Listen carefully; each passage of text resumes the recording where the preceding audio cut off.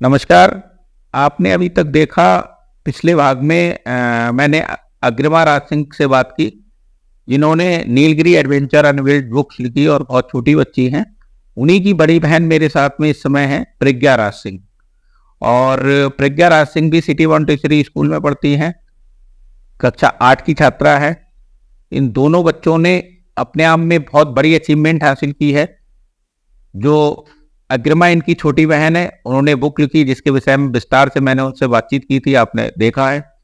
और प्रज्ञा राज जो है वो मेरे साथ इस समय स्टूडियो में है। प्रज्ञा से हम बात करेंगे कि उन्होंने किस विषय पर यूएन में एक मीट अटेंड की और किस सर्टिफिकेट के द्वारा उनको सम्मानित किया गया है। प्रज्ञा, आप दर्शकों को बताइए किस विषय पर आप यहाँ पर आई हैं और कैसे आप बात करना चाहते हैं, किस विषय पर सर्टिफिकेट आपको दिया गया है। जो सस्टेनेबल डेवलपमेंट गोल्स के विषय में जो जानकारी हमारे पास में है, तो उसके विषय में आप दर्शकों को बताइए। सभी को मेरा नमस्कार। मेरा नाम प्रज्ञा राज सिंह है और मैं सिटी मॉन्टेसरी स्कूल कक्षा 8 की छात्रा हूँ। यूएन ने 17 गोल्स को डिसाइड किया है ताकि वो 2050 तक उन गोल्स को अचीव करके और हमारे वर्ल्ड में एक नई उन्नति को जन्म दे सके। तो उन्हीं गोल्स के विषय में हमारी बातचीत हुई थी। इंटरनेशनली बच्चों से हम मिले थे, उनसे हमने अपने विचार बताए, उनके विचार सुने और प्रश्न उत्तर किए थे। किस विषय पे आपने विचार विमर्श आपका चला उनके साथ, जो और बच्चे थे इंटरनेशनल लेवल पे, तो आपका सब्जेक्ट क्या था वहाँ पे बात करने का? सस्टेनेबल डेवलप गोल में 17 गोल्स होते हैं, जिसमें से मेनली 4 गोल्स पे हमारी मीटिंग हुई थी। जिसमें से एक गोल था क्लाइमेट एक्शन और एक था फ्यूचर वर्क, दूसरा था peace and security. Peace and security, future work और क्लाइमेट एक्शन, ये 3 थे। 3 वीडियो कॉन्फ्रेंसिंग थी इंटरनेशनली जो मैंने अटेंड की थी और उनसे बातचीत की थी। तो उनमें कहाँ के बच्चे और शामिल थे जो है?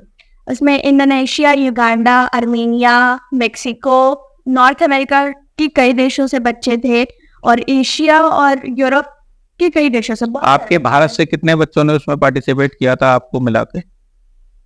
अप्रोक्स अगर आपको आइडिया हो तो बताएं। भारत से मेरे साथ मेरे स्कूल से करीब 8-10 बच्चों ने पार्टिसिपेट किया था और दूसरे स्कूल से काफी बच्चों ने पार्टिसिपेट किया था।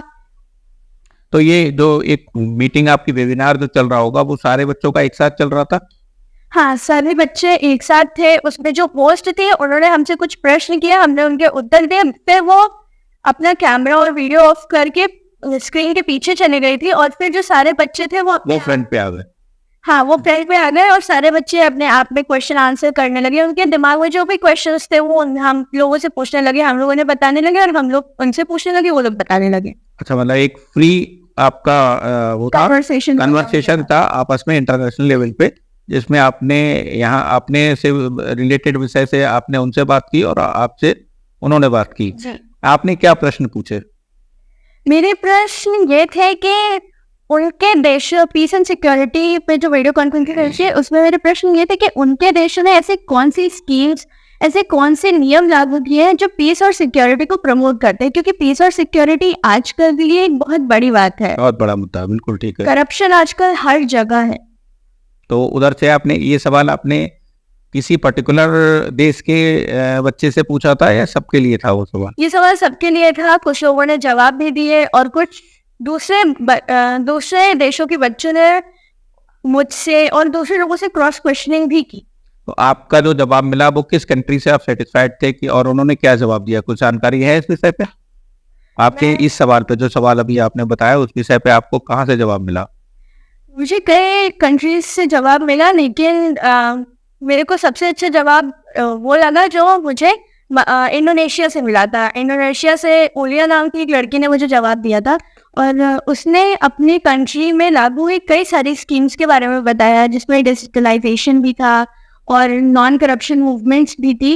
मुझे काफ़ी अच्छा लगा ये जानकर कि कुछ कंट्रीज ऐसी भी हैं जो इंडिया को देखकर आगे बढ़ रही हैं और कुछ कंट्रीज ऐसी हैं जिनको देखकर इंडिया आगे बढ़ रहा है। जैसे कि डिजिटलाइजेशन कई कंट्रीज में इंडिया के बाद लागू हुआ, तो वो इंडिया को देख के आगे बढ़े। जी हाँ। कौन से बच्चे ऐसे थे किन कंट्रीज के जिनकी चीजों से इंडिया आगे बढ़ रहा है? मेनली जो हमारे ईस्टर्न पार्ट में आइलैंड्स हैं वो और जो सदर्न में हमारे आइलैंड्स पड़ते हैं, कई अनहैबिटेटेड है और कई हैबिटेटेड है। जो अनहैबिटेटेड है उनमें अभी डेवलपमेंट चल रहा है। और किस किस कंट्रीज के साथ आपकी बातचीत हुई?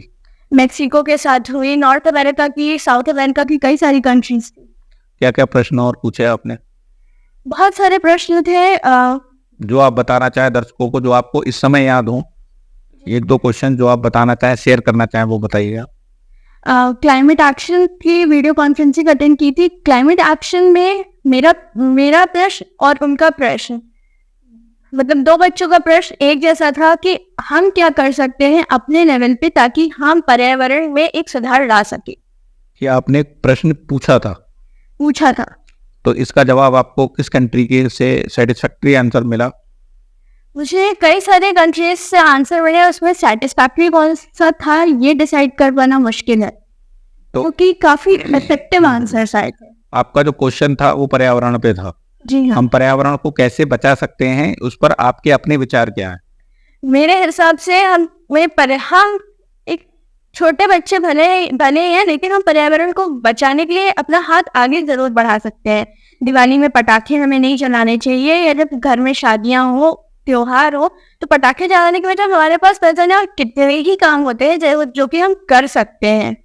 हमें आजकल बच्चे बहुत आराम तलब है, वो छोटे छोटे जगहों पर जाने के लिए गाड़ियों का और वाहनों का प्रयोग करते हैं, जबकि छोटी छोटी जगहों पर जाने के लिए हमें या तो साइकिल का प्रयोग करना चाहिए या हम चल कर भी जा सकते हैं।